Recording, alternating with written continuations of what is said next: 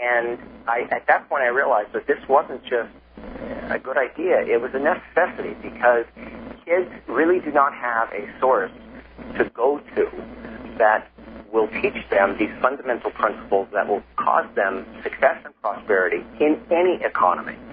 And I don't take the credit for writing this. Benjamin Franklin wrote this information. What I did was modernize it. I brought it forward 258 years and put it into easy-to-read, modern-day language. So your thinking is very much in line with my motivation for getting this book out, for wanting to devote nearly a year of my life now to getting it in print. No. Thank you. I'm so thrilled. Thank you. I sure hope to hear this is in the high schools. All right, let me tell you something else you can do, Linda, is that if you have anyone that you'd like to hear this interview, you can direct them to libertywatchradio.com and click on the Listen tab, and they can listen to the entire interview compressed without the advertising. It'll be up on the web tonight, late tonight or early tomorrow. Okay, thank you so much. You're welcome. And you're welcome. And, of course, you're more than welcome. I place those in the public domain without copyright, so you're more than welcome to copy it and use it. Jack, if you can use it in your marketing and use clips of this, you're more than welcome to pluck it off the Internet and use it in your marketing. Thank you, Charles. Appreciate that. My pleasure. You don't need any permissions for it. Have the complaints of society changed much since Franklin wrote the original text? Not that I'm aware of. I have studied the history around this issue quite a bit, and I could tell you I don't know that anything has really changed. Now, of course, technology has changed some things. Mm-hmm. Nobody complained about their automobile back in 1758, but they complained about their horses. Yes, so, and they really complained more about the horse exhaust than about the car exhaust. That's much messier. Yes, much messier. It was certainly heavier and more dense. Where did the term healthy, wealthy, and wise originate? Early to bed and early to rise makes a man or woman healthy, wealthy, and wise. Mm-hmm. Benjamin Franklin wrote that in Poor Richard's Almanac. And what most people don't know about Benjamin Franklin, he did not originate many of these pithy sayings. Mm-hmm. Benjamin Franklin gathered much of the little sayings that he printed, and because he was the publisher, they were ascribed to him as having originated them. Now, that's different with The Way to Wealth.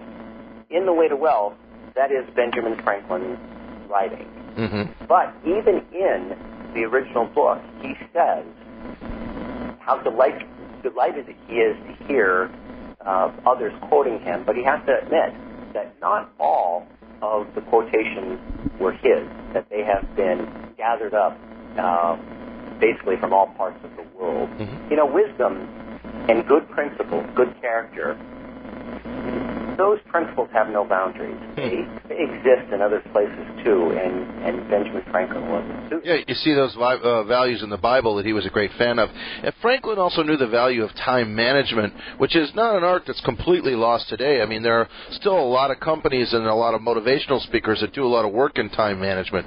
Do you think that Franklin would have been any more effective had he had a PDA? I think you put anything in the hands of Benjamin Franklin, and he was likely to either improve it or use it to the max. Yes. Yeah, or tie it to a kite and light it up. Yes. Some folks work very hard and have a good income, and yet they are just broke. I can think of somebody like that. How come? Why so? And how and why not? Well, the obvious answer would be that they're spending too much money, and that is one of the fundamental principles in The Way to Wealth. Benjamin Franklin talked about the difference between necessary expenses and extra expenses. And he talked about frugality. He talked about using debt wisely. Now, I want to make sure, however, that our listeners don't think it's wrong to spend money or to have nice things. It's right. Yeah, as long as it's done in proportion to your income and your savings.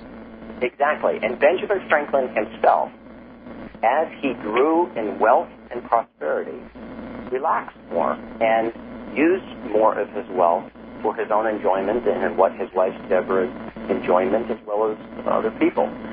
So, well, it's said that he invested wisely in wine, women, and song. There's a number of versions of history with Benjamin Franklin. Depending on who is telling the story. Yeah. All right, we're up on that 3/4 of the hour break. I can't believe we're 3/4 done, but we are. Stand by, and we'll be back in just a little bit. I hear some music coming up soon. There it is. And we're on AM 1030, KVOI Cortero, Tucson, The Voice, AM 930, KAPR Douglas, and AM 1240, KJAA Globe. Back with Jack Vincent of The Way to Wealth.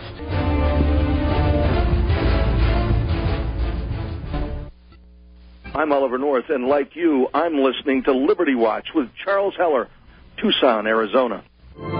Is Congress about to give up the identity of all Americans to foreign interests? Mark Lerner joins Charles Heller at noon Sunday, October 17th on Liberty Watch. At 1 p.m., Commander of the last shuttle mission, Captain Mark Talley, drops in. At 1:30, what are some practical steps you can take to make yourself more capable of defending against an unarmed assailant? Martial arts instructor Mike Francis joins Charles. Liberty Watch, an America armed and free. Sundays, noon to 2, right after Swap Shop.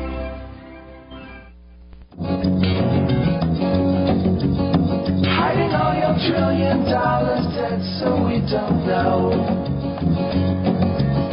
Hide it in your made-up FICA trust fund. It's a little secret, just the congressman will know. Worst of all, you pass this debt on to the kids they think we're fools. Mr. Jefferson, we all miss you more than you will know. Whoa, whoa, whoa. God bless you, please, Mr. Madison. Indeed, God bless them all. Those wonderful old white guys who founded this country and the wonderful women who stood behind them. And Jack Vincent is our guest. He's got for the whole hour. If you want to call in, you still have another about 7 minutes where we'll take a call from a listener at 520-790-2040, or if you're in Arizona but away from Tucson, 866-725-5467 in the Perfection AutoWorks studios.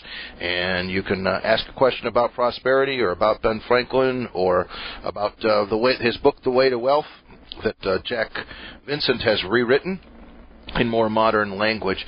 Franklin extolled the virtue of savings. How are Americans doing at that today, Jack Vincent? And have recent economic conditions, what have they done to people's consciousness of that? Not a very good job in the recent past, much better recently in the last year or two. But before I elaborate, Charles, would you indulge me to just mention one thing about my website? Absolutely. You are, as they say in the air, weapons free. Say anything you want. Thank you. And this conversation has been so great and so lively. I cannot believe how much time has passed, and I have to say this. On my website, I give away a course called Path to Prosperity. It's a 27-part course. It's completely based around the book and the principles of Benjamin Franklin. But what I did was I elaborated and put tools and steps for people, action steps people to actually take for themselves. It's very important. It's totally free. Just sign up for it, and it's automatically sent to you on a piece-by-piece basis. It gives you step-by-step what to do. The Way to Wealth by Benjamin Franklin, when I rewrote it, I had to stay very close to what the original theme that Benjamin Franklin wrote. Mm-hmm. So I had to limit and stay very close to what he wrote, and that's why I decided to give this away in another piece, because it's 27 steps. It's fantastic. It helps a lot of people. Now, back to your question on savings. Our country, us as individuals, okay, most of us. I'm sorry? Say the website again, please. thewaytowealthbook.com. thewaytowealthbook.com. All right, and what do they click on to get the 27 parts? It's right there on the left-hand corner. It's called The Path to Prosperity. The Path to Prosperity. Okay.